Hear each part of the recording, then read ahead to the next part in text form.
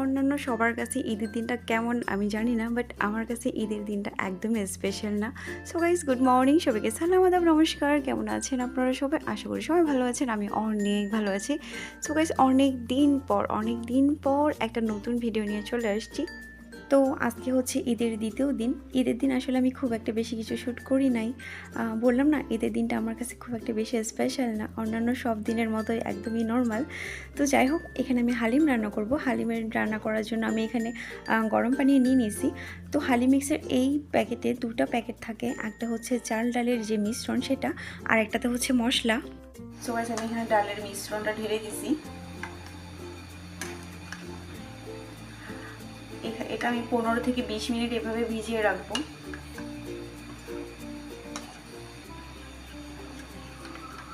তো গাইস, আমি এখন হালিমটা রান্না করব। এখানে তেল গরম হচ্ছে, আর এখানে আমি বিফ ছোট ছোট পিস করে নিয়েছি। গাইস, এত বড় মানুষ একটা, আর ছোট নামের একটা শব্দ অলসতা আমাকে এত পরিমাণ জ্বালাইতেছে সেটা বলার বাইরে।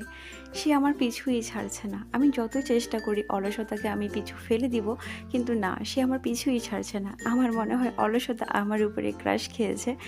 যাই হোক, আমি অনেক দিন যাবৎ ধরে রেগুলার না ভিডিও দিচ্ছি না। অ্যাকচুয়ালি সমস্যাটা হচ্ছে আমার এত পরিমাণ অলসতা পাইছে, যার কারণে আমার ভিডিও করতেও ইচ্ছা করছে না, আর ভিডিও এডিট করা তো আর দূরের কথা।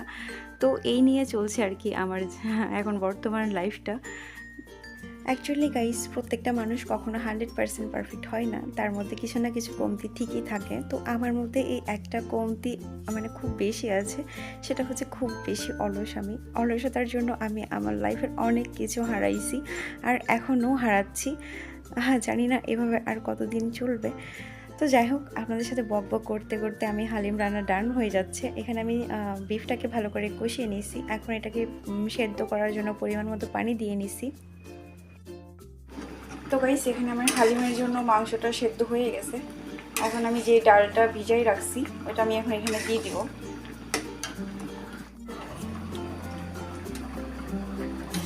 তো গাইস, এটা অনেকটা পরিমাণে ভিজছে।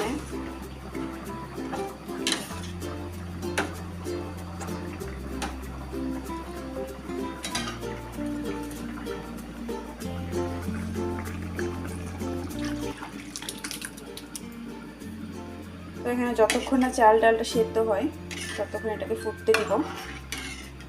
আর এটা ঘন ঘন নাড়তে হবে, নাহলে লেগে যাওয়ার সম্ভাবনা থাকে। তো গাইস, হালিমটা এখনো হইতেছে।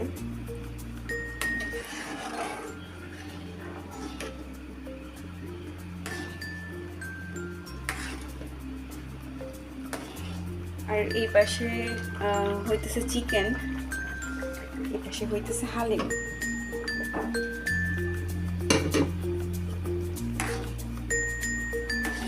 এটা শুধু বারবার নাড়তে হবে, কারণ নিচে লেগে যাওয়ার সম্ভাবনা থাকে। তো গাইস, এখানে হালিম রান্না হয়ে গেছে। আমি এরকমই ঘনত্ব রাখবো, কারণ ঠান্ডা হয়ে যাওয়ার পরে এটা আরও বসে যাবে পুরো।